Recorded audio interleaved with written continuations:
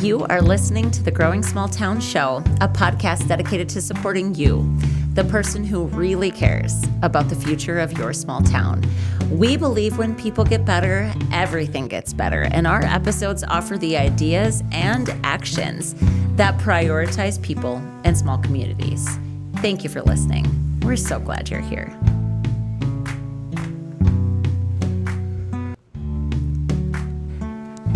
Today's guest is Meredith McMurray, and she represents a first on our podcast. Meredith is a woman from California originally, and she now resides in the small town of Burke, South Dakota. And she actually reached out to our hotline number, which again, I laughed when we started. I was like, it's not really a hotline. She's like, I might have treated it that way. She just reached out to say, hey, I'm a transplant to this small community and I'm struggling to find my way. And she said, have you ever really interviewed somebody that is a transplant in a small town? And I was like, well, we've touched on that topic on the show before, but I haven't necessarily interviewed a person and just really got deep into what they were experiencing. And really, this is a long episode, and I found myself surprised, delighted, and truly just empathetic towards her and her experience. And again, we don't ever I don't ever come into these episodes with any intention to do anything other than to encourage us to think differently about what kind of environment we're creating, what more we can do. And the other thing about this too is there are some bits and pieces of advice for transplants in this conversation as well, because it's a relationship. The relationships that each of us as each of us as residents has with our community, there's things both parties need to do. Sometimes it's the transplant and sometimes it's the community. There's just so many things we could try to shift towards a more positive, connected, and place of belonging for somebody that doesn't hail from our community. So I haven't had a conversation like this in quite some time. And I'm so grateful to Meredith for showing up and sharing the very real conversation, because I'm just going to be honest about this, guys. There's so many things about her exact background and the way she approaches the world and everything that might create a lot of out of hand judgment or criticism, because it's just kind of our nature to maybe judge what we don't know. And that's why I think calling more attention to her lived experience, it gives us just all opportunities to think differently about the way that we're showing up, about the way that we're welcoming, or if we are. So enjoy this first on the Growing Small Towns show with our new friend, Meredith McMurray.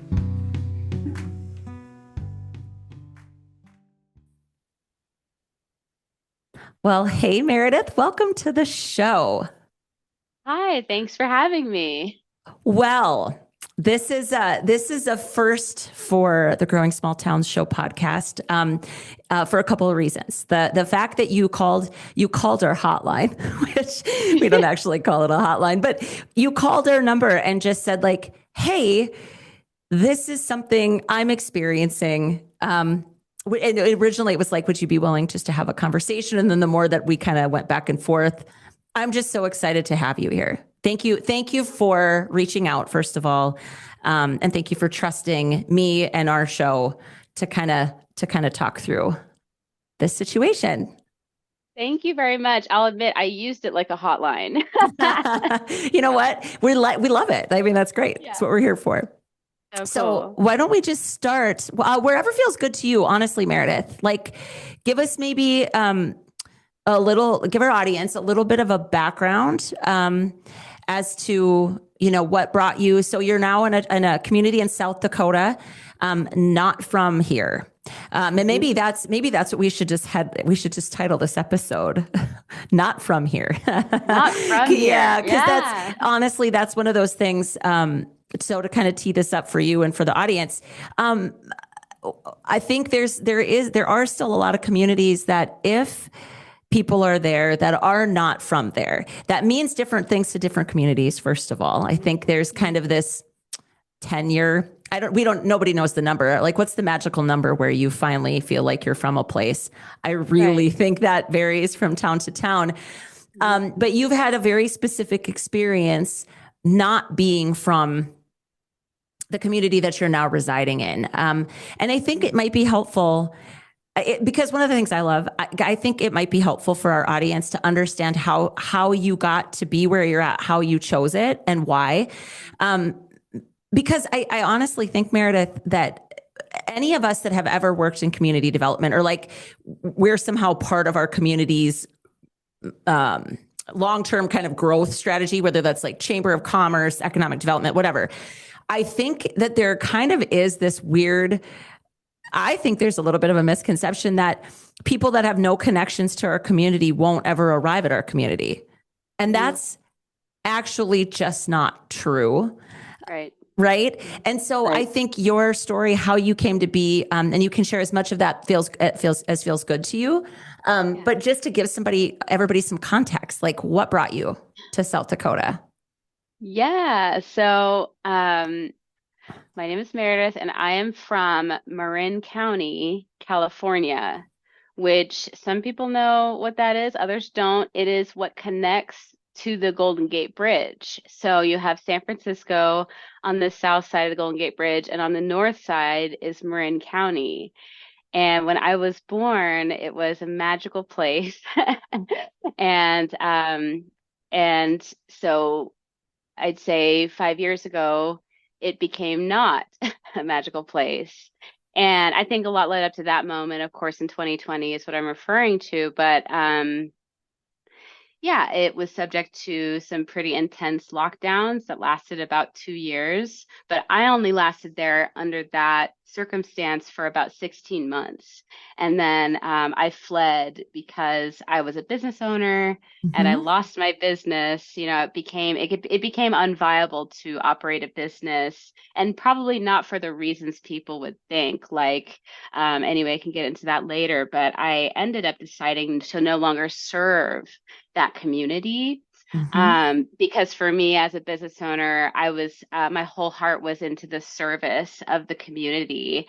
And I realized that after being labeled literally non-essential, it was time to choose to serve a different community with my existence. You know, I didn't necessarily build back the same business somewhere else. I'm just a person now living in an area. And I'm just now, you know, I've been here for over 2 years. I'm just starting to kind of build some different things. And I have a million ideas, but I am a person who serves. I realize that my presence in a city, and this is true for all people, I believe, your presence where you live is a contribution.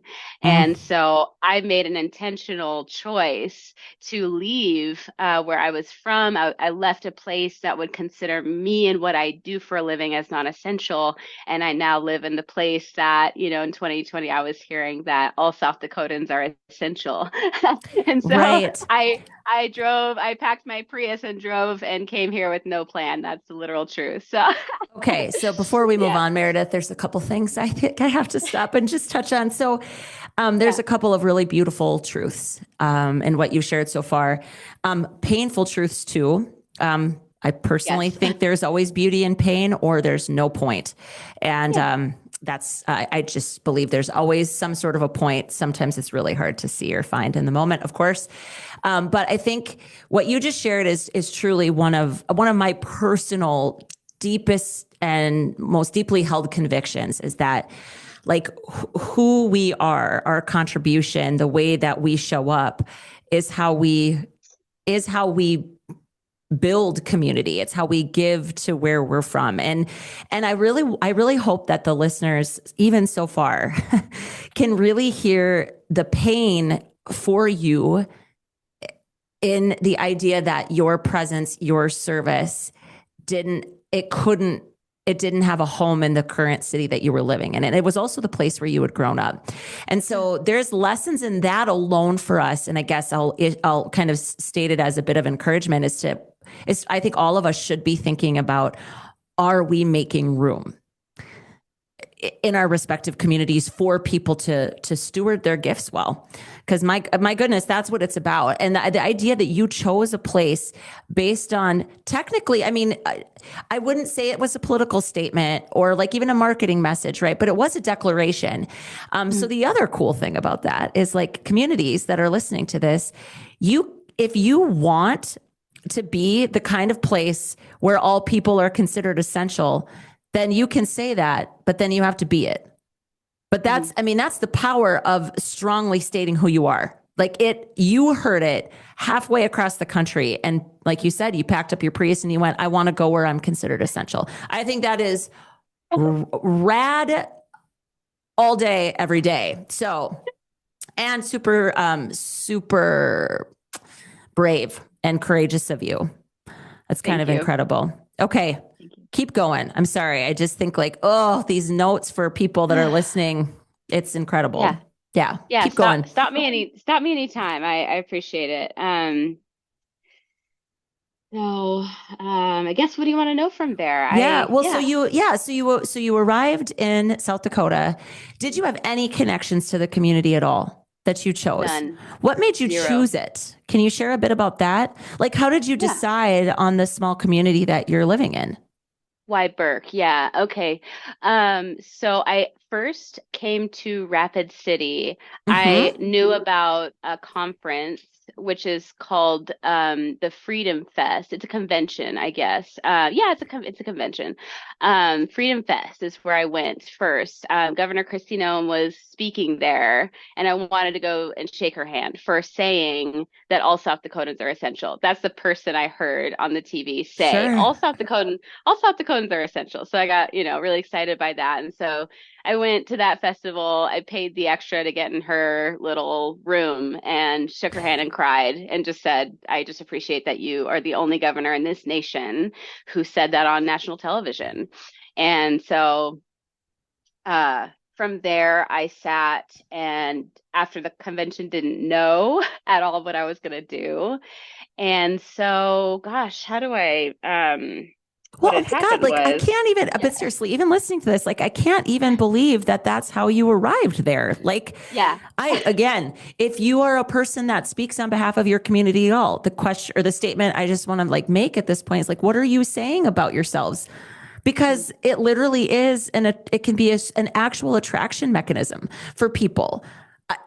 I mean, truly, that is so, I just think that is such a cool story. And by the way, like, with this, it's called Freedom Fest? Freedom Fest? Yeah, Freedom Fest. Yeah, it's, do they do it? Is it like something that happens regularly, or was this like a one-time deal? It's every year. It's in different locations. It just so happened to be in Rapid City, South Dakota in the year 2021. Yeah, in July it normally takes place. Well, we're gonna go ahead and dig up all the info on that, and we'll link to it all in the show notes. Just because, again, I think that's crazy. Okay, so you end up kind of shaking hands with the person whose message resonated enough to get you there, right? Yeah. And then what? Yeah. And then what? Where'd you go from there?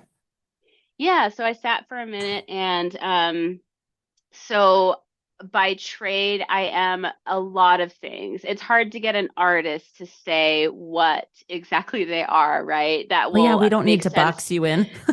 That will make sense in human language, right? Yeah. So I'm an entertainer. I'm a performing artist, and I'm a bit of a philosopher, if I'm honest. And so anyway, I've also been a stripper for like 10 years. And I didn't know that part of your backstory. Oh my gosh. Meredith, you are that. Yeah. You're fascinating. My pants off over here. To surprise you. Yeah. I love it. Well, so okay, cool. How about this? Like, you said, you don't okay, you're an artist, you're an entertainer. Yeah. Maybe now is the time to share, what was your business? The business that got so decimated by the circumstances of 2020. Yeah. What was it? rewinding to the year 2019, I had actually quit dancing. It was quit being a stripper in the club for several reasons, and instead I bought a business because I'm also an aerial acrobat, and those are two very different things. um, so I bought a business which already existed. It had over 200 students actively enrolled in the program, and the original founder of that business was going to retire in May of 2018. And so leading up to the business deal, I think I started talking with her in like maybe March, and then by May I decided that it was a yes and I was going to buy the business from her. So I made about a $30,000 investment into taking over ownership of the business, and I did have to borrow the majority of that. Mhm. It's a business, and I bought it, and so Right. that's Did you, usually did five you, five were you to just 10 years. Yeah. renting the space? So yeah, that brings me to a really important point. Right. Okay. I bought the business and then I installed about $10,000 of hardware into the ceiling because we're aerial acrobats. Sure. Yep. And I was just a renter in this building, which is normal in California. It's normal in, well, at least the populated, I think majority of California, that's normal, especially in the really populated areas. And small tangent is just as soon as I got here in Burke, I realized, oh my God, it looks like, and I asked my boyfriend, I'm like, I think all the business owners own the buildings where their business takes place. And it's like, this to me was like a shock, like, oh my God, and then most of the people who live in homes, they all own their homes. Like, this is Right. so Right. abnormal where I'm from. And honestly, in my lifetime, if I had stayed in Marin, I'd be looking at probably a lifetime of being a renter, like an entire Mhm. life of not having an option. Right. And so that is one of the points I want to make, is the value of property ownership, especially if it's the business that you own. I mean, I think both livers and businesses should anyway. So that's a big Yeah. point. Yeah, for I was sure. only a renter. Yeah. And I can tell you too that probably if I had owned the building where my business existed in California, I'd probably still be in business there today because I would have chosen never to have closed. And that would have been something that I could have done. That's a decision I could have made. And yeah, people would have done this and that to try to get at me. But as a property owner, there would have been limitations to what could have been done to my business. And I would have had more, I would have had more resources to stand a little stronger instead of the cardboard or the house of cards, if you will, that was Hmm. my existence in California as a renter. It was easy to blow me out of the game. So yeah. So Right. yeah. That makes perfect sense. I mean, truly. Okay. Let's just, I love that you've shared so many parts of your background, but I mean, even Mhm. owning an aerial acrobatics, like basically it was like a training company. Yeah. Yeah. Cause you're instructing people, Yeah. what was the age of your students? Like how, Yeah. My students range ages from 6 years old to 70 years old. yeah, that's really Yeah, cool.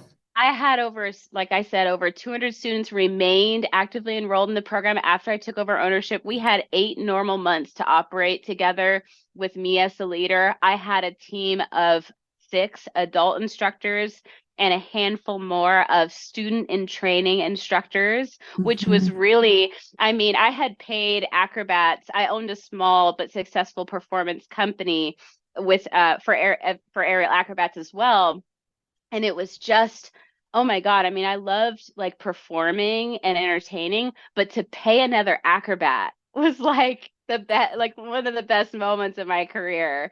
And then to coach up the youth to Sure. prepare them to have a career in the arts, like a well-paid career. I'm not talking about pennies here. I was really, well paying my people, and I'm passionate about artists being able to earn enough, to be able to have a normal life, doing the arts. Yeah. Yeah. Oh, So, same. I have a huge, I mean, that's a huge part of what we hope to do better at, or to encourage and just encourage more acceptance of it, and especially in smaller communities. So, okay. I just think when you reached out and you left the message saying like, I'm also an aerial acrobat, I was just like, what? So I just want to share, this is going to sound super random, but we actually hired a performing aerial acrobat for one of our like summer celebrations here in our little town. And so, and it was so cool. The only thing that was wild is like, we live in North Dakota, right? And it was windy as all get out, which made it very challenging for her. And it was a challenge to decide to even like do it. But I think it's one of those things that people might not be able to in any way imagine where they would ever run into that kind of performance art outside of like maybe Vegas, right? Or like these bigger ideas of where it is. And literally that happened on Main Street in my little town. So great. Yeah. So I love that. It's super unusual and unique. Mm-hmm. And there's still, I would love to assume there's still room in a town like Burke for you and for your skills. Okay. So, you makes perfect sense why California wasn't feeling like home for you anymore. So you got to Rapid City, talked to Christy Nome, shook her hand, thanked her for attracting you there, basically. And then what? How did you end up in Burke? So in my time as being a stripper, which I know a lot of people want to have a feeling or opinion about, and that's fine, not trying to change anyone's thoughts or feelings about that, but that is the story of my life. And so I had heard a rumor, like amongst other strippers, about the pheasant hunting season in South Dakota. Like it's kind of seemed like a myth, to us. And then as soon as I found myself actually in South Dakota, because there was a year, I think it was 2019, I had thought about going to try to investigate this. But it's a bit of a leap. Like if you live comfortable in a city and your club is working out for you, you don't really necessarily want to just travel for no reason when it could be like a risk or whatever. But there I was actually in South Dakota, and I was like, let me just see. And to this day, I don't remember how I got in touch with one of the clubs in Dallas, South Dakota. But I did. I got in touch with one of them, and I ended up working there for 2.5 months. And so the pheasant hunting season starts in September and it goes all the way through December. So that was, September through December 2021, I was there. And so the beautiful part of this particular part of the story is I left California with $38,000 of debt from the loss of my business. Mm-hmm. I made $35,000 in 2.5 months working 4 nights a week. And so I basically was able to solve the financial wounding that was done to me by the government in California with the freedom and, just the heart of that part of the South Dakotan culture.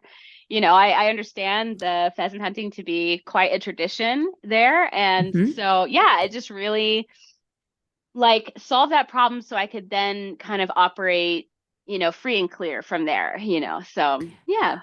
Okay. So I don't know how this is going to land with you, and you get to be honest about that. Okay. Because my brain is kind of sparking in about a million directions.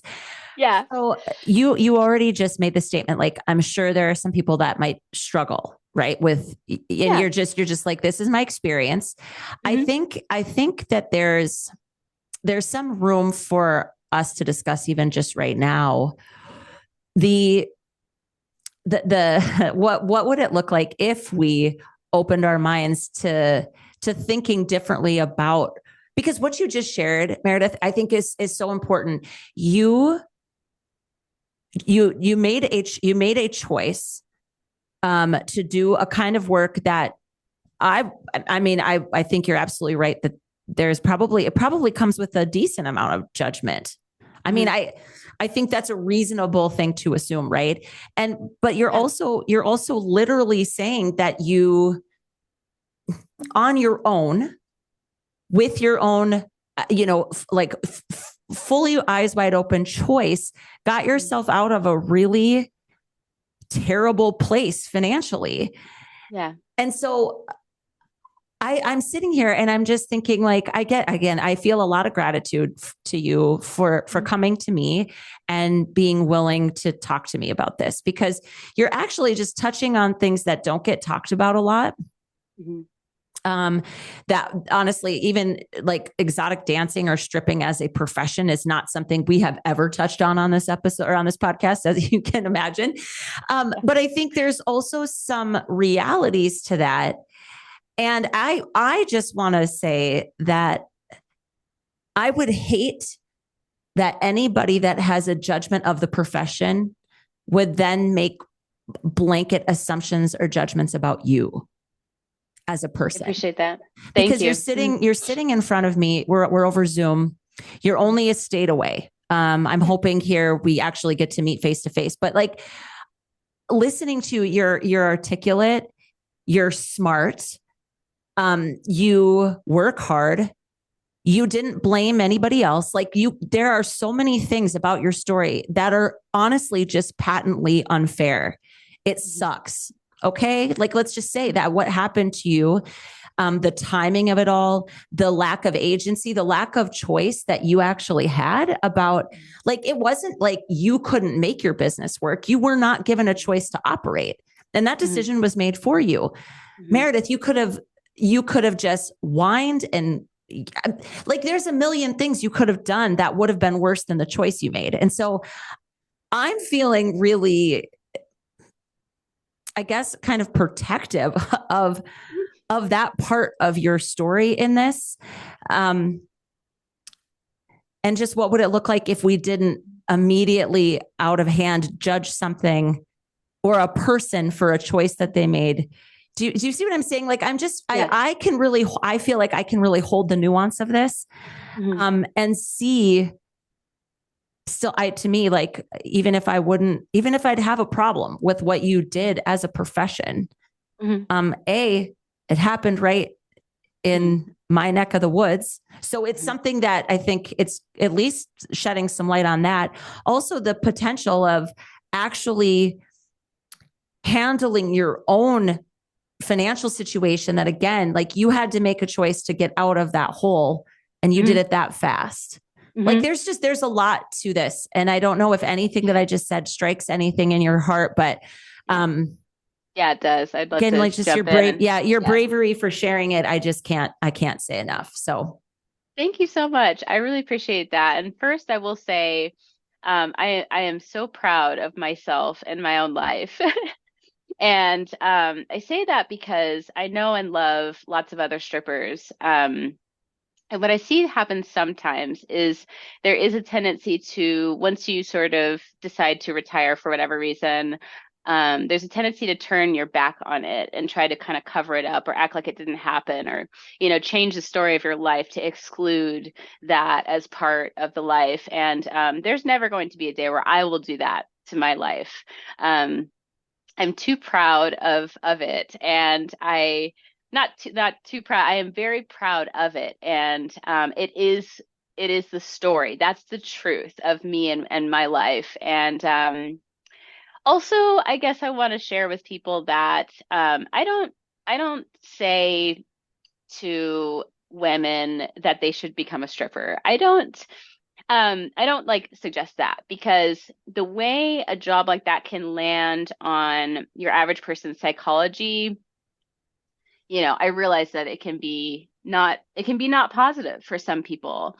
And so that's unfortunate. And there's a whole other section of my life where I sit and I think about ways to make it safer, to make it more healthy, to make it more happy for everybody, because I feel strongly that clubs have existed since society has existed, and so right. they're not going anywhere.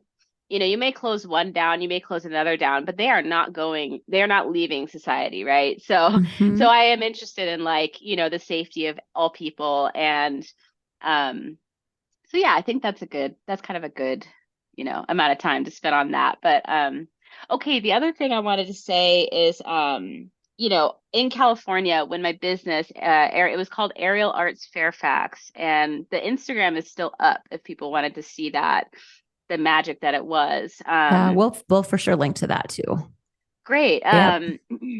So there were opportunities, and I put that in quotations because I didn't investigate to apply for like funding, this kind of rescue funding from the Mm, government was right. like, Yep. yeah, there was a big push. And I actually know that lots of businesses got 5 and 6 figures of this like funding, and they were referred to as both grants and loans. And Correct. Yep. I found that to be very confusing and very much like a trap.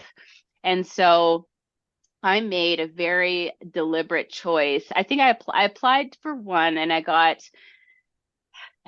it, all in all, it was about 5,500 for the business aerial arts Fairfax, and then I applied as an independent artist and got 1,000. So I got a total of $6,500 um, of this funding. And I didn't apply anymore because the entire process just felt disgusting to me because I just found it to be demeaning. It's like, what is the message being sent here? I'm being taken out at the knee professionally. There goes my business. There goes my right to generate value for the community, which was the goal every time I opened my eyes in the morning. Okay, Mm-hmm. to generate value for the community. And Right. there they were just giving me money to sit on my what couch, like to then what? To just sit on my couch. Literally, is like what they want. Like that's what they wanted me to do. And I just was so insulted by the process. Um, and so while I can wrap my head around government funding in certain contexts to be appropriate, but I will tell you right now, I am extremely passionate about wherever possible, empowering people to be able to generate value instead of this government handout thing. I feel really strongly that those types of handouts, it's like they want us to go to sleep. They want us to lay down. What is it? It felt very like um my conspiratorial senses start really flaring up, we'll just say, with Right. with this type of mechanism. Yeah, well, I think that's a really interesting way to look at it, and it's I'll just say I wish more people maybe had that perspective that um, that compensation should accompany value production, kind of full stop, right? Yeah, revenue, Yeah, revenue. right. I Like, that just yeah, I totally get why it hit you that way because ultimately it wasn't just about paying your bills. It was about creating value and it was right. about being who you are. And if Mm-hmm, you weren't generating revenue through teaching people, performing yourself and mm-hmm. paying and lifting up other performers, Yeah. and that your entire identity as a person wasn't able to be expressed, right? And so it was like you Yeah. don't want to be compensated for something that you're actually not able to do and you're not able to create. I Mm-hmm, fully get that. I think mm-hmm. that makes a ton of sense. Thank you. Yeah. Okay, so 2.5 months you pay back this $30,000 debt, Yeah. and so now you're kind of clean slate, starting from scratch as far as revenue generation and what comes next. So then what happened next? Great question, because it's not like I just stayed here. So Dallas is just about 20 miles away from Burke, where I live now, but I didn't just stay at this point. I actually fled. Like after the season of dancing, it was very taxing. It's very physically and psychologically demanding work. And so I ended up leaving and going to, oddly enough, Dallas, Texas. Oh, Just to some, yeah, I can't really, there was another conference there. And so I don't know, I kind of like wearing a blazer. And so I'll go to these, freedom related conferences and wear a blazer and just meet people. It's kind of how I am. And stayed there for about 90 days and then realized it's a lot. Actually, it's a lot like San Francisco there, like just in terms of the super high population. And I actually got kicked out of a business for not wearing a mask there, and that just like gave me like major PTSD. And so I went from there to Daytona Beach, Florida, where I have some girlfriends that live, and we had a great time. Speed Week was around that time, like in February of 2022. And so I lived in Florida for a year. And what happened was, long story short, I was able to meet one of the, a few of the locals, but one of the locals here in Burke, stayed in touch with me. He's a very caring man. And so this man ended up becoming my boyfriend. And so we started a relationship long distance, me in Florida and him here. He's a farmer. And so after about 6 months, we ended up deciding to move me here. And so, yeah, I've been here for over 2 years now. Yeah. So, Okay. So you might be one of the most fascinating people that has ever just reached out to me on this show. Like, I love you. You're like, I like to wear a blazer and go meet people. I'm like, same, yeah. Meredith. I feel the same. So I just, again, I think it's so fascinating. Okay. And, we often talk about how love makes us do crazy things. I think it's just kind of true. Love is a very, very powerful force. It can cause us to do lots of things we would never, otherwise consider. So you end up in the town of Burke, South Dakota, and that population is roughly what? 500? Yeah, 500 people, and I actually live outside of Burke. Yeah, I think the Yeah, because locals you're on would a want me farm. to be specific. Yeah, exactly right. So I'm about Yeah. 8 miles away. Yeah, from that. Okay. So you said 2 years you've been back now Yeah, in Burke. over Okay. 2 years. So this is where, again, as we talk about these things, I take very seriously that the entire goal is to open hearts and open minds. Okay. Like that is the goal of this show. That's why we talk about the things we talk about. So whatever questions I am going to ask you, I really just hope everybody listening to this, including, of course, the lovely citizens of Burke, South Dakota, realize that we're trying to have a broader conversation about ways that I think all communities probably can do a better job of welcoming newcomers.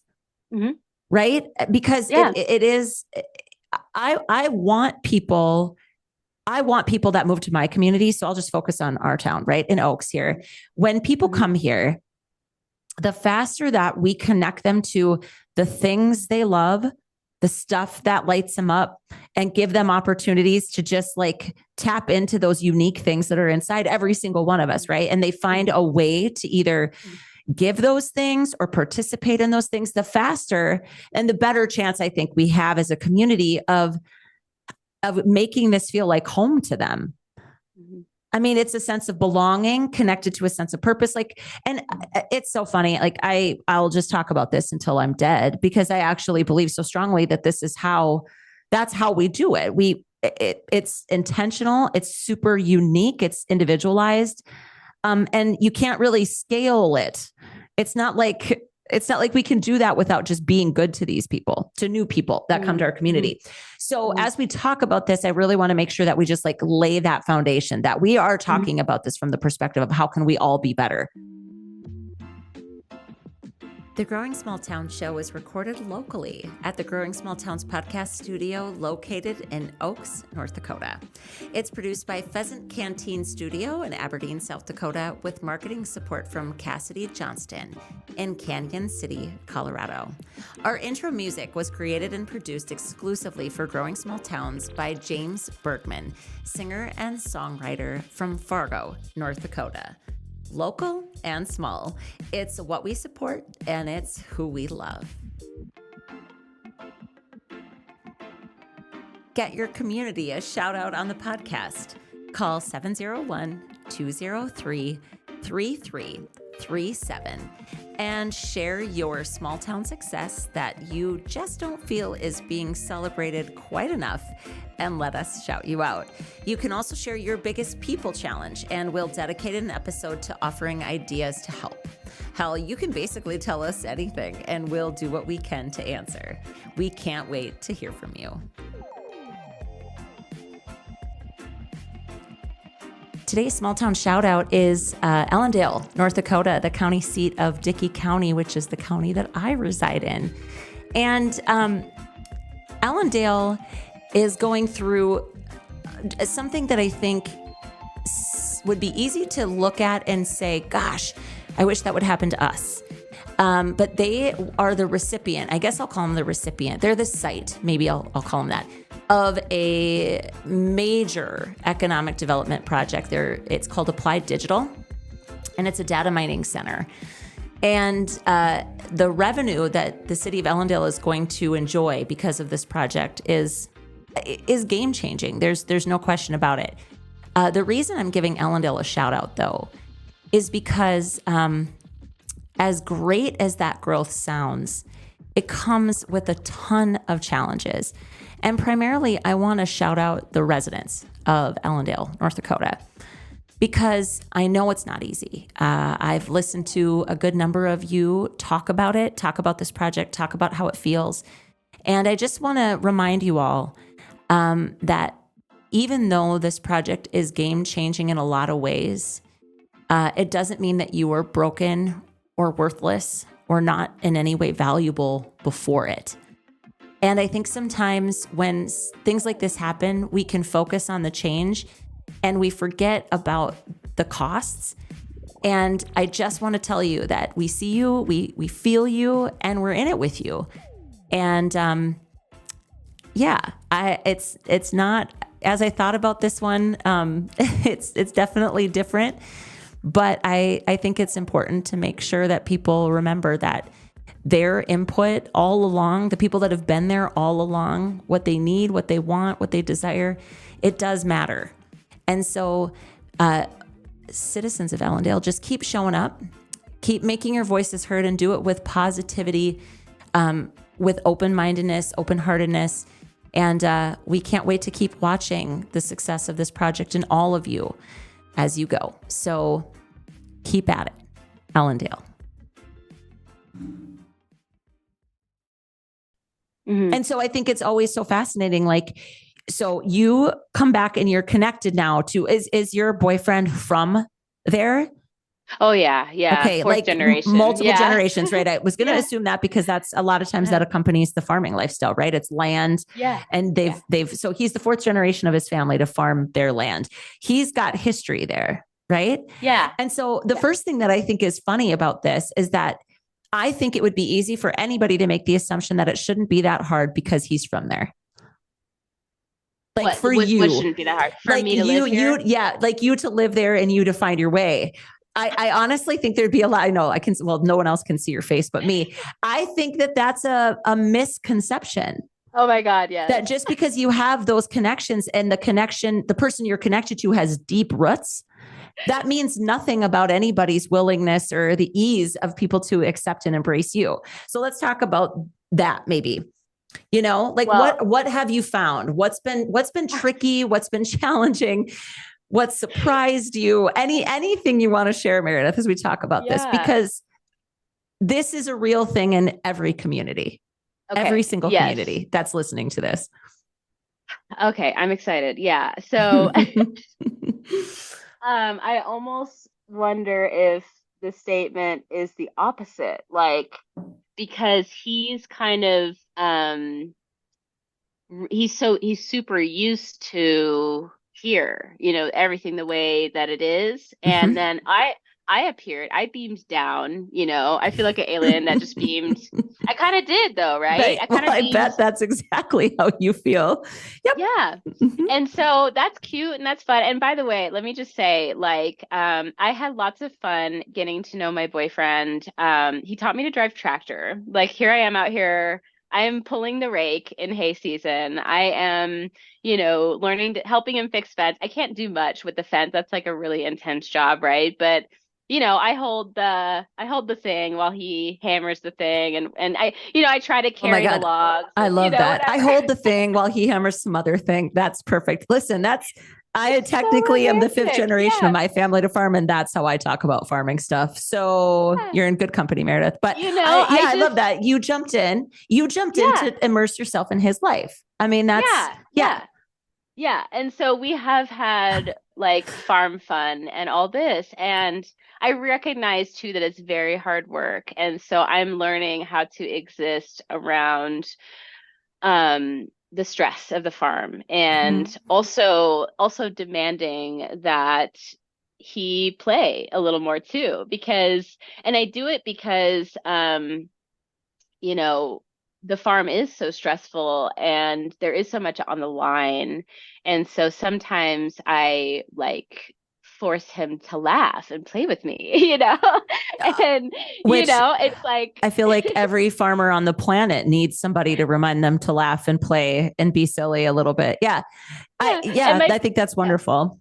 my personality is, I am from California, but I'm not this like soft, passive aggressive thing. I will not physically fight, but I will fight over things that are important, like laughter and, like levity and, stress management is like the technical word, what I'm getting at. And so, Totally. Right. so I do, I kind of love our dynamic. Yeah, obviously I'm still here after over 2 years. So I do love our dynamic, and it's not been easy. Right. And so, yeah, so that brings me to the point, kind of what you're getting at first is, I think one of the major things, and we've talked about this a lot, is we don't have kids. And Yes. so I Mhm. think that I would be meeting more people more quickly if we had kids. And I'm not going to have kids just to meet people here in Burke, right? So I'm I trying to wouldn't solve. recommend that. I mean, like I recommend children. Children are great, but Yeah, like yeah, that's yeah, not the yeah. reason to have them Not for the sure. reason, right? Yeah. Exactly, Yep. right. Yeah. Yeah. So we're kind of a bit older to be like having we I'm saying that we have talked, and like right now the plan is not to have kids. So we need to Mhm. solve the problem of like getting me more involved without, as someone who's the age that I'm at, without any kids. And so I noticed it right away that it's odd that I'm the age that I am and I don't have any kids. And what I will say is, like, where I'm from, it's extremely normal for someone Yep. my age to not be married, to not have kids, right? And so I Mhm. I don't have any judgment on myself on that, but it's like it's just something that here I am, and I get to balance that. Yeah. Well, I think culturally I'm sure you felt that right away. I think again, when I say we, I have actually physically been in community development. I work with my chamber gal. Like we talk about this a lot, just Hmm.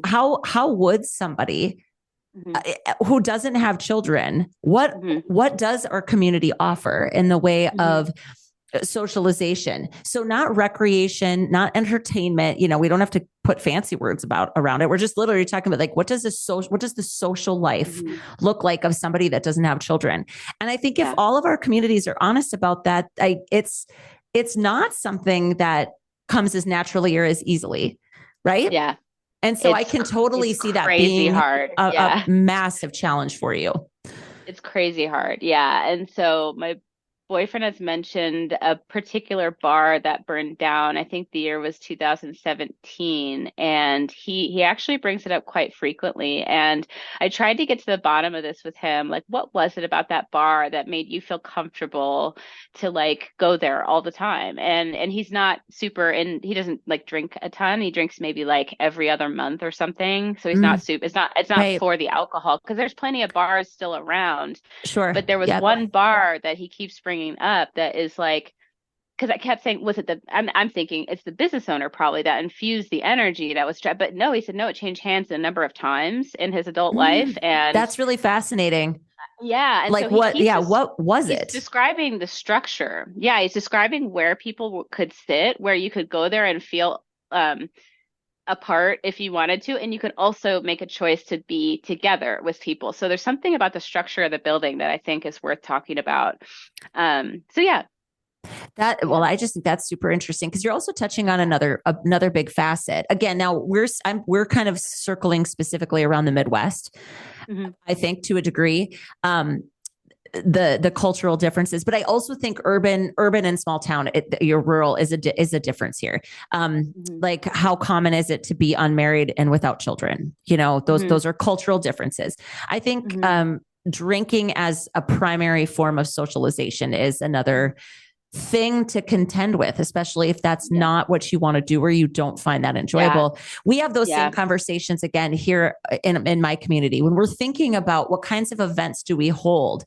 Then that question becomes, does it always have to center around alcohol? And Hmm. ideally it doesn't, because you really Hmm. do alienate or kind of leave out a huge population of people if Hmm. everything that socialization involves, it always includes alcohol. Yeah, I definitely feel, yeah, because I don't even drink that much myself either. And so, yeah, it's been hard for both of us, I think. to find that social, where do we go for a double date? We'll go out to a restaurant here and there. We'll make trips to town here and there, but it's like, yeah, there's definitely room in our lives for like, something. I'm not sure what, but yeah. So, so what things have you tried? Have there been like really specific things that you've tried in terms of Yes. like trying to show up in the community, trying to just talk to me, share whatever you want Okay. about that. Like, what have you tried? Yeah, this is the fun part of the conversation. I mean, the whole thing's fun, but this is what's really fun because I have to get so creative. And so the first thing I did was nothing, and I spent like basically the entire first year in the basement, which wasn't as terrible as it sounds because we actually renovated the basement. Now it's my beautiful home office because my day job right now is I work from home doing customer service for a company that I it's an aerial acrobatics equipment company. And so Oh, I'm cool. So you're still, still yeah, connected to the industry. That's awesome for you, Meredith. exactly. Yeah, yeah. So it actually is great. And but also that was hard to literally be in the basement for a year. And then it occurred to me to generate some ideas like what you're mentioning, which is like how can I involve in the community? I'm trying to remember what came first, but I think the first thing that I did, well, was grow a garden. And then I thought, well, it's the first time I've ever grown anything other than a house plant, and I couldn't even do that in California. Like, so there I was growing like food, right? Like, and so I thought, what would motivate me to really grow this food and like learn to do it right? So I signed up to be a vendor at the local Burke area farmers market. Good for And so, yeah, yeah, that's awesome. last year I sold over 13 pounds of kale and a couple other, carrots, but my main thing was kale. And what's so funny about that is I had, my table is usually just like kale, like beautiful, luscious green, like dark green, red, green kale, right? And this one older woman came up to my table and she looks down at my kale and she looks up at me. She looks down at the kale again, looks back up at me again. She goes, I'm from California. That's what she said to me. And I was like, me Same. too.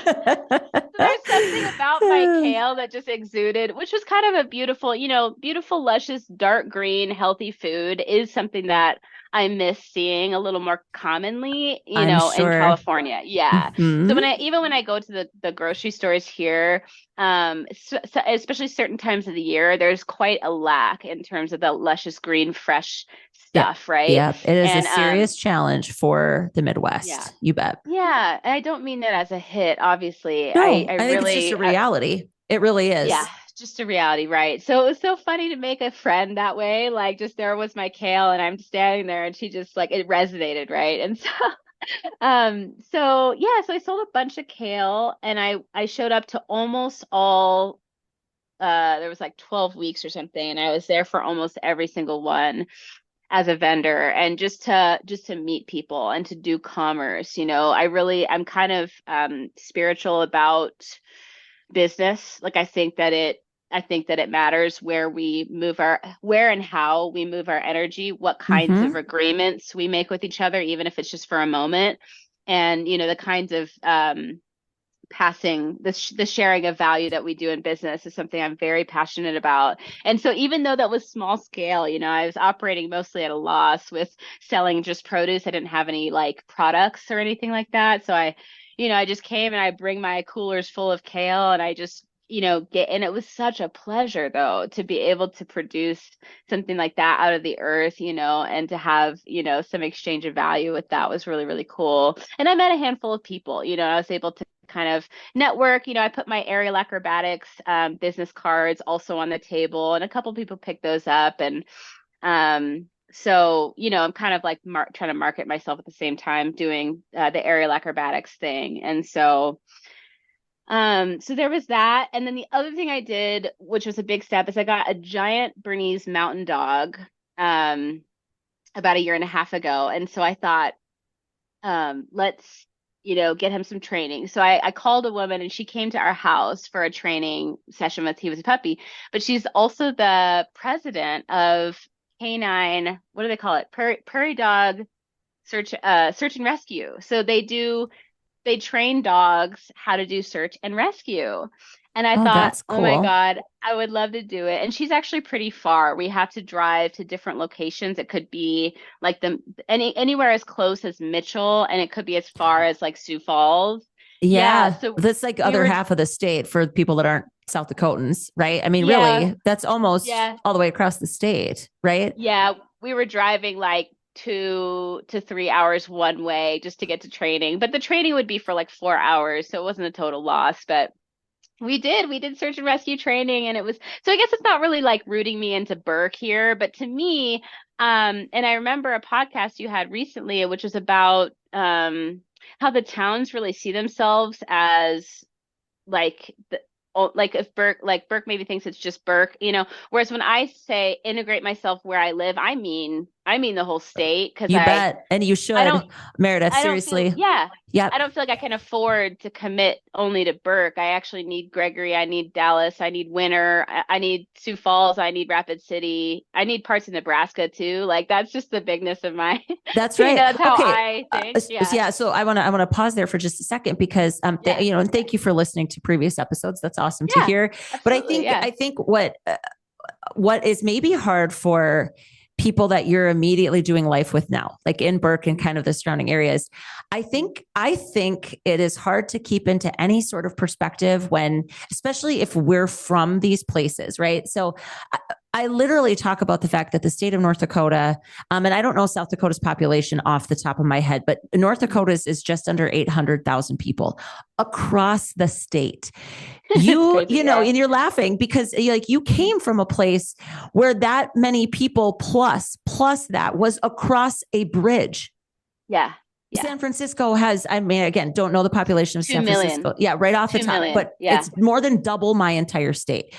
So the remote kind of nature of the Dakotas, both of them, and that's kind of true for Montana and Wyoming and Nebraska and these, our Midwest states. You can broaden out your reach a little bit and think about it because and actually I think that's going to be really important for somebody like you that's from such a big place. Mm-hmm. And that's not, it shouldn't be viewed as strange at all. If it is, this is again an opportunity for all of us kind of local people to broaden our way of thinking about it. But that's all about perspective. And I guess I find you so fascinating, like the way you think about the world, the experience that you have. And I would love there to just be lots of pathways for you to show up. And even into North Dakota, because you're not that far away from me. Like, I just think it's kind of cool. I also want to call out another thing that I think is really, really unique and special. The fact that you are actually working in your very niched down industry remotely from your basement, 8 miles outside of a town of 500 people. Like, friends, if we are not, again, keeping our hearts and our minds open to the idea of remote work and how, like, what kinds of opportunities there are for people. And like to welcome people with really varied backgrounds to still to contribute the way that they can. I just think that's so, I mean, that's so cool. And what a gift to you to have an opportunity like that so that you can stay really connected to this work that's such an integral part of who you are. Yeah, and I'll share more about that too, because I feel it's very important to like say everything about that, because so when I first got here, I feel like the first impulse was to try to get a job somewhere in town. Yeah. In order to meet people, in order to integrate. And I didn't, because I didn't know, I couldn't find, I'll be honest, I didn't look very hard because my job pays me pretty well. And there was, it's definitely not, let me find a way to say this. It's like, well, and I'll just say what my boyfriend was telling me, which is like, yeah, the rates around here are, I think what is minimum wage in South Dakota? It's I don't know, but it's not a it's lot. not, It's not a livable wage if that's your only income. yeah. Yep. How about that? Right. Yep. And it's, yeah. And so even I'm taken care of financially, like living with my boyfriend. And so I could have still done it, but it's just like, there's something, that I want to express to business owners, which is like, it's time to like just realize. So I'll just say the complaints that I hear a lot, and this is not from any one person. People don't want to work is the statement that gets made all the time. Yes, it People don't does. want to work. Hmm. People don't want to work, right? And so the other thing is like it's so hard to find help, which is the same complaint. Okay. But I really feel passionate about looking at that, right? Can we look at that though? Because it's like, and there's two things going on. It's one thing you can just like raise the pay rate, and it's not easy. I'm not saying it's easy, but like let's just say the rates were raised. Then there's the whole other piece of like, what is it like to show up to work at the business that you own? Yeah. What is the energy like? Uh-huh. You're getting into my background. I mean, this is the work that I do. I mean, it's a huge deal, Meredith. And I would never ever flippantly suggest that raising wages is easy. I would, No, or like a magic bullet to anything. Cause you're right. It's a nuanced system. Our workforce, right? But I think that's an element that everybody can and should look at. And it doesn't necessarily have to cost you any more money. Like what does it feel like to show up every day here? How do I feel when I leave here? And I mean, I'll just say it. One of my kind of fundamental beliefs about this whole conversation is that if we want the community, our culture in our community to become more welcoming, one of the fastest ways I think that we can do that is to step up our game as employers. Truly. And it's not about necessarily paying them more, but just actually infusing your workforce culture with some intentionality. Yeah. So I think you're calling out, they're difficult truths to discuss. I mean, that's absolutely true. And it's not, nobody's shaming anybody here. It's just literally, when was it? I like to just say, when was the last time you even thought about this? Right. And so maybe it's time. What would it look like to think about it? This is what I want to say too, is like, with like, the rate that employees get paid here is like, oh, well, if a business, I'm going to have a hypothetical conversation out loud here. This is totally made up in my head, but it's like, and I've been a business owner. So this is how, I mean, I can relate to feeling like I can only pay this much with all the expenses, whatever. But it's like, it does not look to me like a business owner can afford not to reconsider how much they're paying people, especially when they can just get on Indeed.com and get an online job and make, high 5 or 6 figures, like that is, it can take someone a couple of days to secure an online job. And then what I see that as both, so it saved my life. So I got my online job in August of 2020. I had already been through about, March, April, May, June, July, August, 5 months of the lockdown with zero income. And so I managed to make this connection and get, score this job for myself. And it's developed and bloomed from there. And I'm very grateful. And I've been able to move like 5 times across state lines and maintain basically, a 5-day-a-week work schedule while in motion. So that's a great thing. I also see that as if everybody does that, we're going to lose our small towns. Absolutely, we will. I do not disagree. Yeah, I don't disagree. Yeah. And so it's a really challenging workforce. Is a challenging. The system of it right now, it's complex. There's a lot of questions asked, but what I will just say about it, to keep it simple, it's like we can't afford to not ask the questions. Yeah, we really can't afford to not challenge ourselves, no matter what it is, if we're a business owner, especially. And so I love local businesses. It's literally local businesses are what makes communities like mine thrive. And so when I say these things, it's always in the vein of wanting to help them be the absolute best they can be. It is never, ever, ever to shame or criticize them. Yeah. And again, like I think you and I have both talked about this, we can have the best of intentions and people take it the way that they want. So definitely a challenge, but okay. So you're doing these really specific things to try to, you use the word integrate, which I think is great. It's funny because I usually think about this topic of kind of community onboarding and community welcoming from the perspective, what a community should do better. And because I think listening to you, it sounds like you took some very active steps yourself, which is, that's asking a lot of a newcomer, So I usually am thinking about it from the other vantage point. So that's why I think this conversation is so refreshing. So if you could say anything in terms of what you wish were available to you. Mm-hmm. Okay. What, perfect. what could that be, Meredith? Because I think you seem like the kind of person, you're social, you're not afraid to take some social risks, because it is a social risk. I'm sorry, in a town of 500 people, and in my community of 1,800 people, Huge. There's just a kind of a known social flow.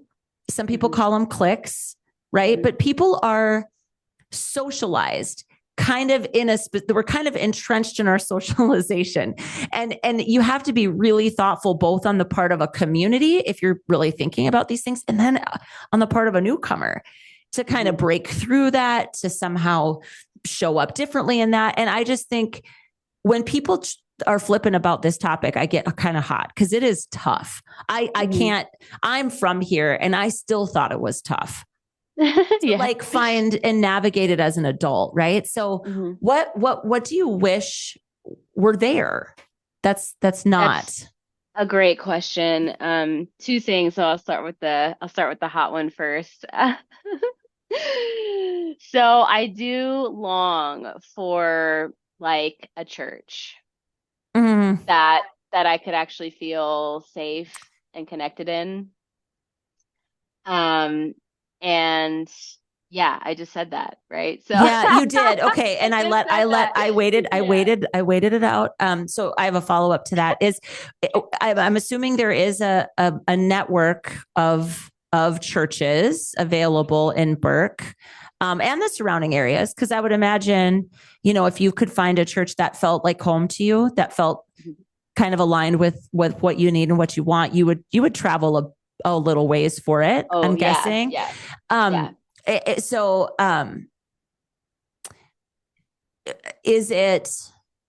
it that kind of, does it feel too traditional?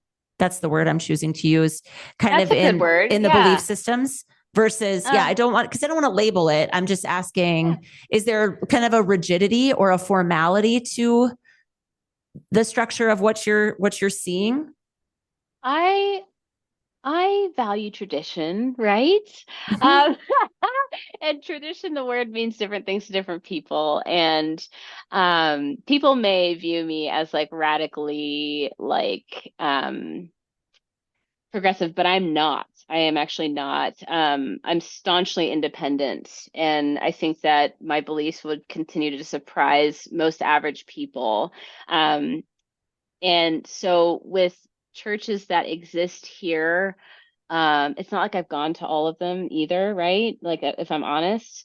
And I don't really know how to say like what I feel won't work for me without upsetting some people maybe. But I don't know. I don't know what I would need here spiritually. I do and I don't. But I can tell you it doesn't exist here yet.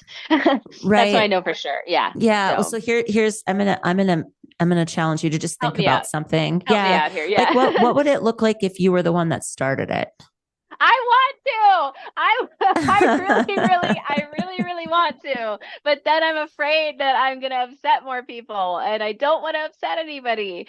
But I also feel really passionate about my beliefs, and I want to share what I think I know. And, it's like, yeah, why not? Like, or what if it's just a meditation center, or, Yeah, well, so here's the thing to think about, Meredith, and this will just be something for you to noodle on after we stop talking here. But I think that is such a fundamental need in a person's journey, especially if they have a connection to spirituality. And I'm just going to call it spirituality, not religion. I mean, people can do what they want with that. But I think it's not uncommon to me at all that kind of the traditional churches that exist as they do today in any community, really big, small, otherwise, might not feel quite right for people. Right. So then that's the way to think about this is simply this, like, what conversations do you want to be having? If we're talking spirituality, then that's the question related to spirituality. What conversations do you want to be having?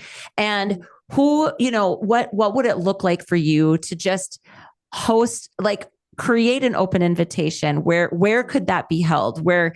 Because again, we're talking about something that's very important to me, and I think is challenging to find sometimes in smaller communities, is that true sense of psychological safety, where you know that you can actually fully express ideas and thoughts without any risk of judgment, or, it can be tough, but I think everybody that's wired to want that can actually lead that.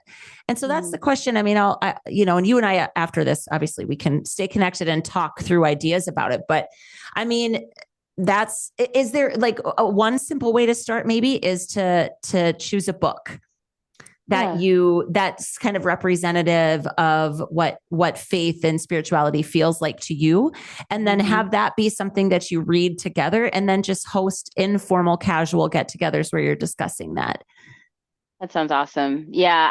I'll tell you too, like the kinds of spiritual centers that I miss from like California growing up, like before 2020, what I liked about them is that they always had people represented from different religions. Actually, you would have Christians in the space, you would have Buddhists in the space, and it's the kinds of spaces where people could come from anywhere and all collect around the core truths of the core truths. Yeah, I'll just stop there. And no, this is a really challenging topic, I think, for rural places in general, and small towns in general, because I would love our community to be a place where everybody would feel welcome. And you know what? I know that that's just not true today. Not true. Yeah. It's not true today. And that's not because my community is doing anything wrong at all. It's not. It's just there's not a lot of diversity of many types in our community. I mean, religious diversity, especially. Like, there's a lot of Christian churches. We don't have a Buddhist temple. We don't have shrines. We don't have, there's all sorts of religions that are not represented here. And so, and I'm also just, again, anybody that's feeling hot about this, especially if you're a community development person, I also don't expect that that's what we need to do, is start erecting full structures. But I think the starting point could be something like what we're talking about. Yeah. I mean, somebody, I think sometimes what's missing is anybody just raising their hand and saying, hey, I really want to have this conversation. Here's a book that's going to help us. We're going to explore it. And all faith perspectives are welcome. Like, then you just say it, right? Yeah. Yeah. And who knows who might show up. And in your case, again, you're marketing this, or when I say marketing it, I simply mean communicating it, right? You're communicating it out to as many and broad of a community as you need to from a radius standpoint. Like, I don't know how many towns around you need to kind of make sure you're inviting, but that invitation is what's often missing. Yeah. Yeah. And it's hard. I hate the truth that if you need it, you might have to be the one to raise your hand and do it. But I think what's so great about these small towns. I recognize how much space I actually have to go first and be weird. And being weird. I'm more free. I'm a little more free maybe than someone who's from here, who may feel like there's different attachments that prevent them from going first. And I'd love to serve in that way. Yeah, 100%. And this is a core part of what I talk about, is like, I do sometimes think that we have to create the space that we need in order to love the place that we're living more.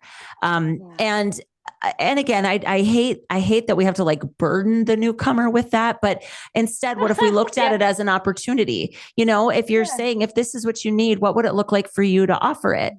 And go slow and go small. It doesn't have to be, you don't have to like start making build a plans to building. build a Yeah. temple, right? That's not like where's a local place that you could gather and just Yeah. try it out. And the other thing too, Meredith, is you just never know who you're going to attract by simply standing up and raising your hand, kind of metaphorically, and saying, Yeah. this is what I really want to do. And all are welcome. And, you know, your background, your faith background doesn't matter. That, I mean, just to say those kinds of things, you just never know who also has that kind of yearning thing on their heart, and they're going to feel so seen and so needed by you raising your hand and saying that you're offering it. Yeah. Yeah. So then the second thing, to also answer the question, what I wish was here that doesn't appear to currently be here. And this is something that I actually think I can uniquely help with. And I would love to talk with you more later about this, is so this is not any one thing, but like customer service. I'm really passionate about it and I'm very experienced with it. And Mm-hmm. so your last podcast was about love and Mm-hmm. infusing the communities with love. And I Mm-hmm. really want to do that. And when I first got here, I did that a lot. And I since do it now way less because I've shown up to businesses as a customer. And there have been times where I was treated in a way that I feel honestly is like so far beneath a bottom line for where customer service should be in any place. And I Mm-hmm. feel like in small towns, wouldn't it be great if we all got together and decided on how people should be treated as a base minimum, and then also working in ways to elevate customer experience, Mm-hmm. because people, whether they're from here or not, human beings are not going to come to your business and do business regularly if they are, for example, if it's like a cafe and a customer comes in and is actively being ignored because the two employees are talking to each other for Yep. 45 seconds. Yeah. That's There's no line, and a customer approach. So that I'm saying that because that happened to me, right? And so I yeah, have not been back. that's a non-starter for any business. Yeah, I haven't been back to this particular cafe because it's like, really, you guys are gonna sit there and talk to each other and I have a watch and I'm very like sensitive. Because here's the thing too, I'm not like we all know, I'm not from here. I don't know who knows what about me or who's thought what up about me. And it could either be them just ignoring me because they're not on their game right now, or it could be personal. And I don't know. I actually don't know, Nor should you you as a know? customer in any regard have Yeah, to hold that in your brain, right? yeah, It's yeah. interesting because I think you're also touching on something that can get away from us in smaller communities if we're not careful. Hmm.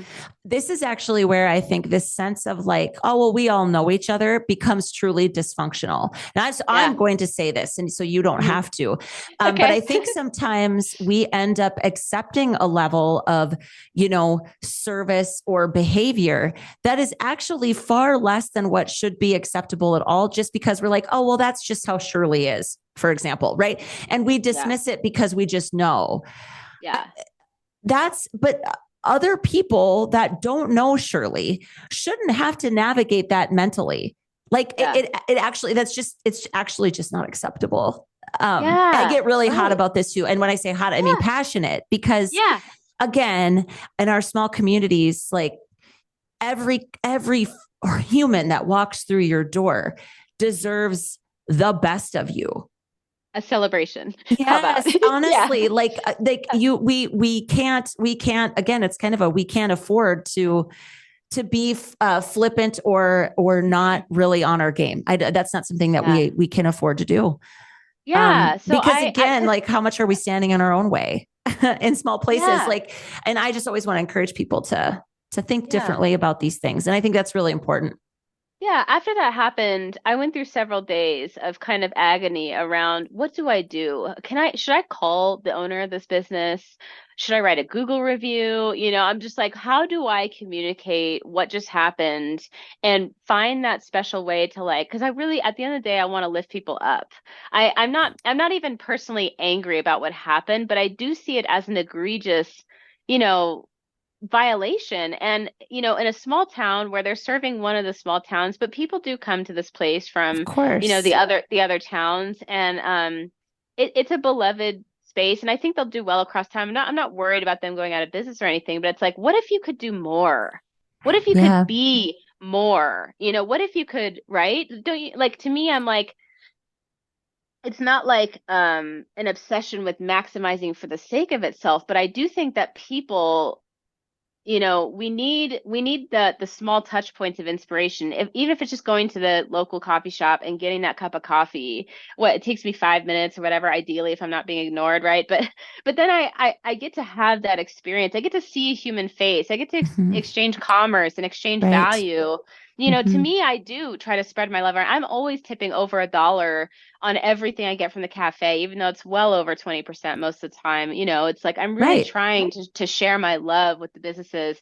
And the like when I get stopped cold like that, I really spend days like on it. Like, and so I was wondering, like, I'm like, how can I share what I know about customer service 101 and then 102 and then 103, you know, like, because I know a lot about customer service, but I don't have a business built around me yet to serve people, but I wonder if I should. Like maybe that could be something that I do, Well, you that's know. definitely an interesting thing to consider. And believe me, Mhm. I've thought about that a bunch of times. Like just, oh, just how important every frontline person of every business actually is. Yeah. Because they're creating small moments of connection or disconnection all day Yeah, long. yeah. That's what they're And it's doing. never neither. It's Uh, always one or the other. That's Yeah. right. Yeah. You're either connecting to the humanity of the person standing in front of you, or you're disconnecting from it. Yeah. Yeah. Right. And so, yeah. So I think, you know, as I listen to that, I think that your inclination to connect with the business owner is a good impulse. Hmm. Um, because I think you would be very thoughtful in how you share what happened. And because I mean, anybody could leave. I mean, this is like this day and age, my goodness, you could really be hateful. Do you know what I mean? And I think we live in a time where that's really common. Like people Hmm. they get treated less than what they think they should, and they go ballistic on social media or whatever. Hmm. You know what I Hmm. mean? That there's no intention of actually making that business be better. Better. Yeah. It's just, oh, and that's also, I think we need to remember that like running a business in this day and age that's something that can make it really, really hard. Hmm. Because sometimes your good intentions don't even land the way you want them to. But Hmm. I think sharing that, being thoughtful about what you really are trying to communicate, that you really are coming at it from a perspective or vantage point of wanting to help them be better.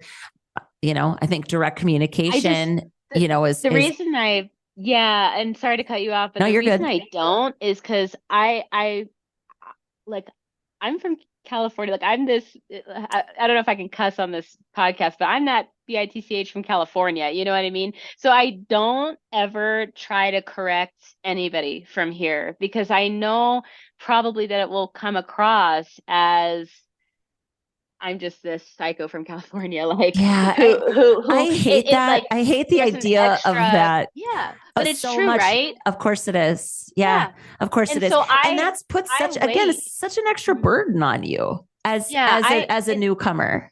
yeah, what I'm doing instead is waiting for the right moment. If I create a business that is customer service consultation services for small businesses, something like that, Hmm. and find a way to market it, and people actually call me up and sign up on my calendar to be coached, that's when I'll say what I have to say about customer service and how do we Right. set a baseline and you know all that kind of thing. That's I'm just waiting. Like I'm learning one thing that I really value about living in the rural Midwest is I am actually learning patience for the first time in my whole life, which is Yeah. beautiful, right? Yeah. Well, I love that. Yeah. You've come to the Yeah. right place if because things don't happen quickly. Like they Yeah. just don't. And that's okay. I Yeah. just think the other thing with this too, and a place to start with this could almost be similar to the conversation we had about religion, frankly.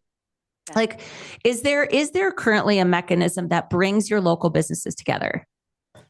No, yeah, I would love that. I So, would I love mean, that that. could be Yeah. the way to start. Like, what would it look A like? conference. Yeah, well, maybe it is. Maybe it's a 1 day Yeah. summit, or it's a Yeah. start with a lunch hour Yeah.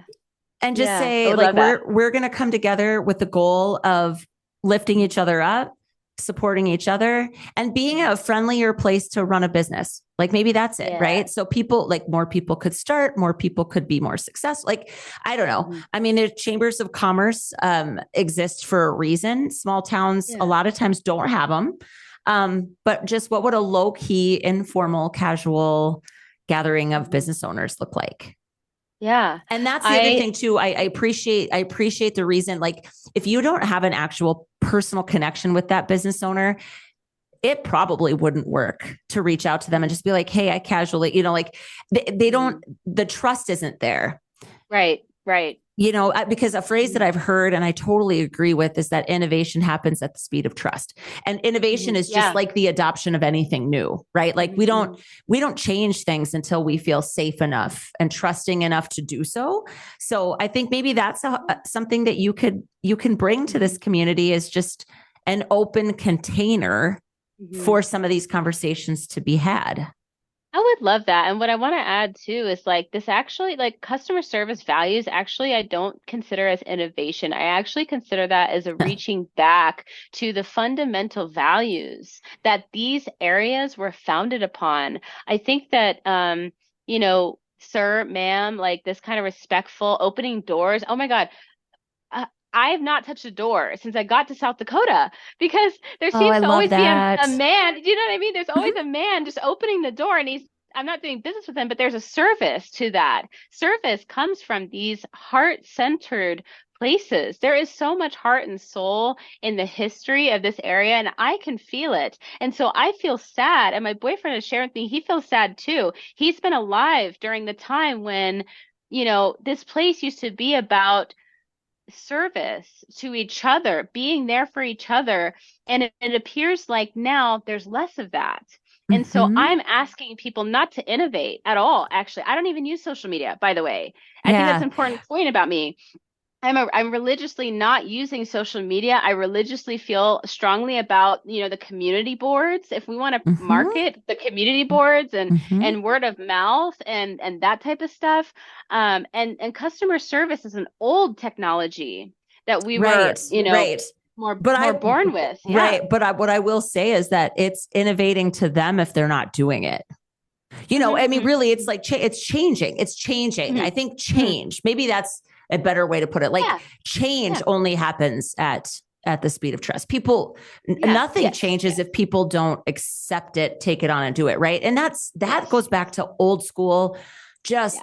relationship building, Yeah. building out Exactly. that Yeah. social fabric, that social network. And I mean, I just, as I listen to you, and we've been talking for such a long time already. It's just fascinating.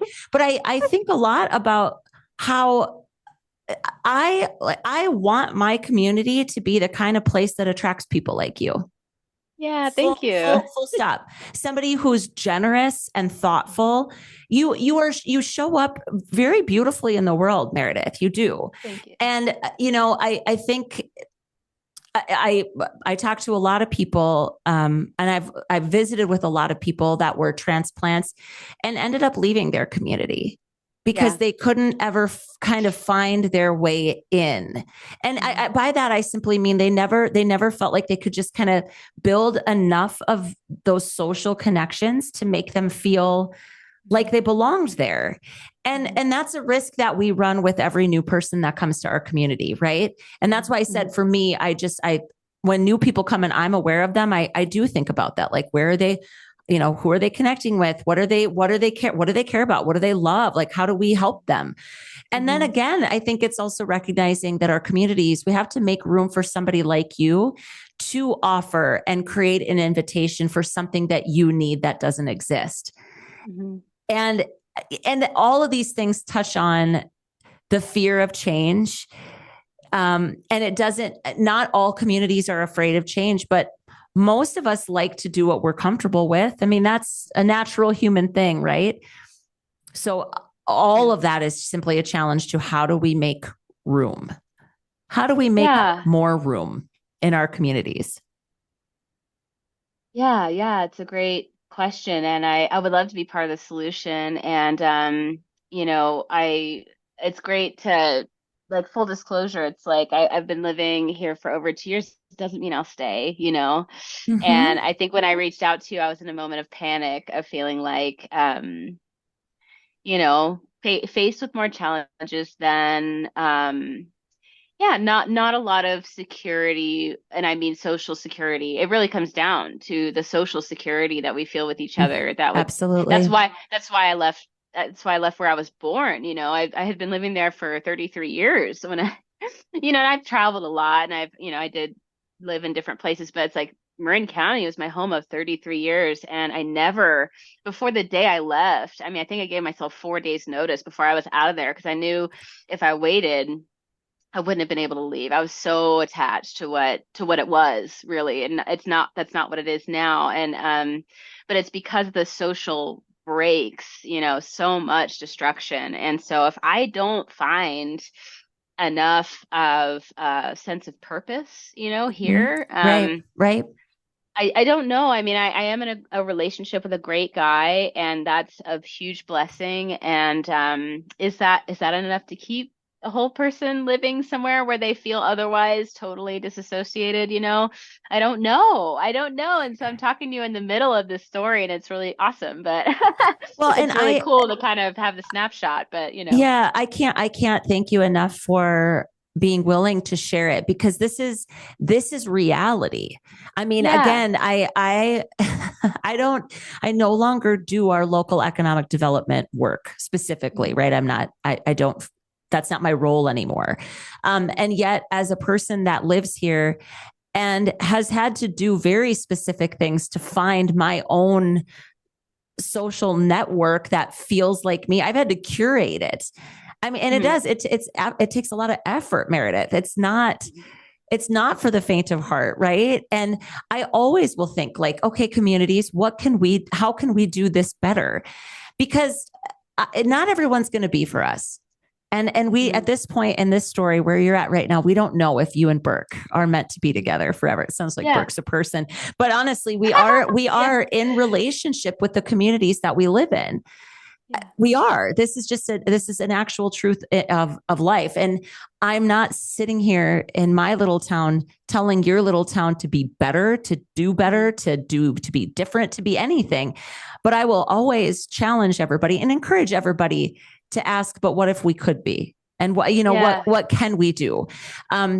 Because I do think this is an everybody thing. Like this, Yeah. you're just brave enough to like let us all the way into your story, but your story represents the story of lots of people. Mm. I know Thank it. you. I've talked to Mhm. them. I've heard stories, and I really am so grateful, Meredith, that you reached out to me, that you were willing to have this conversation. And I have no doubt that everything that we've talked about here, you're actually going to go back and try some of it because Oh yeah, yeah, you're wired for action. I can see that in you, and I yeah. could hear it in the way you show up in the world. And yeah, I'm just thank you so much for the time that you spent with us today and for being brave to Thank you. own your story. You shared with me before we hit record, and I feel like I could get emotional actually talking about this.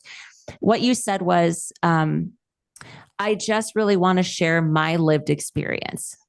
Yeah, And yeah. you lived experience is something that it cannot it cannot be replaced by data points or Hmm. metrics Hmm. or other research or Hmm. trends or all the stuff that we think we need to make sound decisions as a community. Hmm. To me, the lived experience of humans doing life with us, Hmm. that's what I want to listen to. It's what I want to center my work around because you're a human.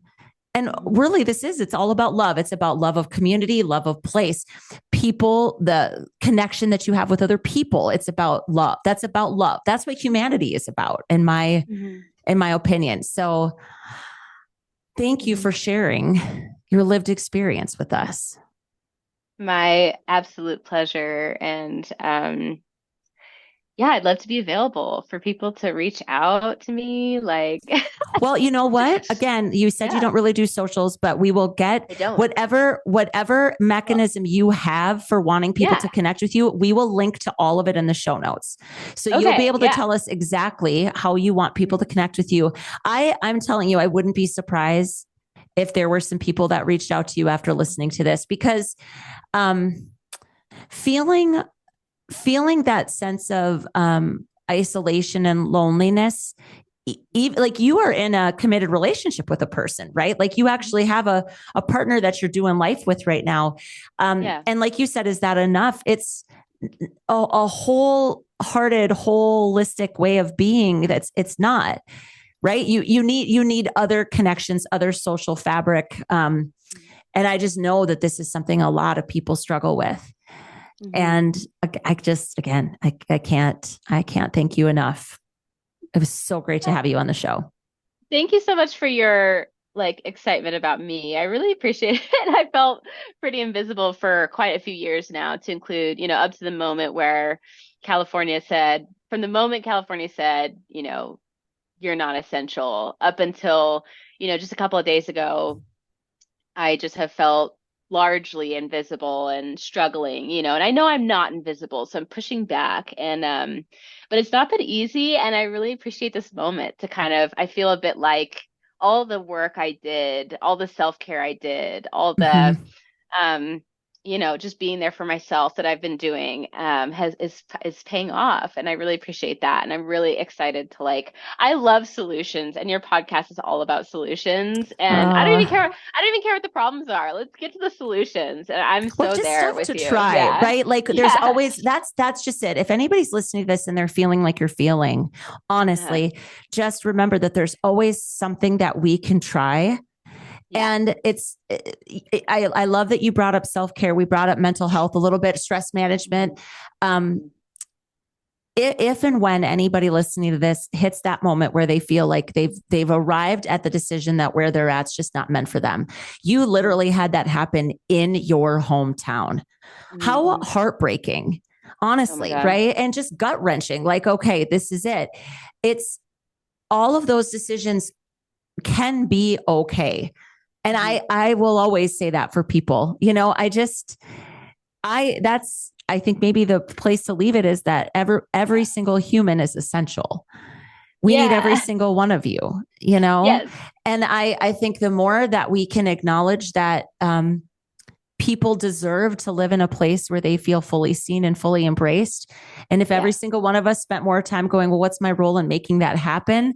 Like Hmm. just think about how much could shift if we Hmm. all showed up like that. And you are showing up like that, Meredith. So again, Yeah. appreciate you. And hopefully we'll have you back sometime for an update on Oh, I love that. where we're Yeah. at.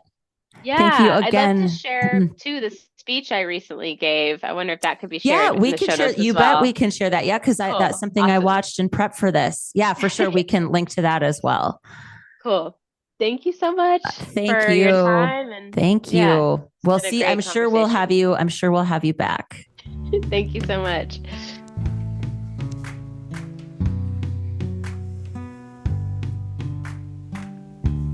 We hope you loved this episode of the Growing Small Town Show. We encourage you to leave us messages at 701-203-3337. And be sure to subscribe to our newsletter at growingsmalltowns.org. In the meantime, keep doing what you can with what you have right where you are. Your community needs you. Because we are growing small towns. We are growing small towns. We're right here living our best lives, as crazy as it sounds. But we are growing small towns. Growing small towns, we are growing small towns.